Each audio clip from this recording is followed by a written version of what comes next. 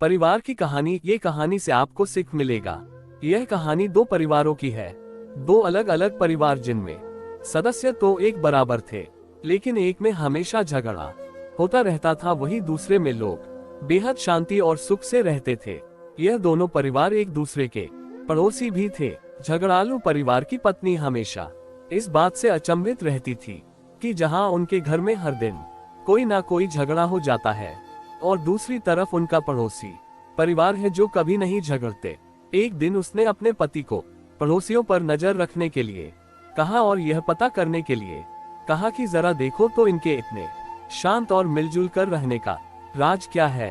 पत्नी के कहे अनुसार पति अपने पड़ोसियों के घर के पीछे छुप गया और खिड़की से उन पर नजर रखने लगा।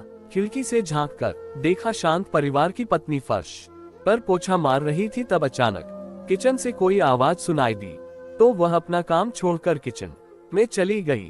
उसी दौरान उसका पति उसी जगह पर आया जहां वो पोछा मार रही थी और बाल्टी से पैर टकराने से गिर गया।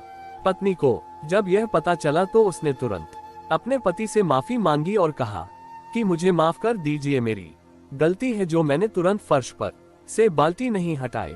तब पति बोला नहीं नहीं, इसमें तुम्हारी नहीं मेरी ही गलती है, मुझे ही देखकर चलना चाहिए था। यह घटना देखकर उनकी खिड़की से झांक रहा झगड़ालू परिवार का पति सारी बात समझ गया। वह अपने घर लौट आया। जब उसकी पत्नी ने पूछा कि तुम्हें पता चला क्या राज है, तब वह बोला हाँ पता चला।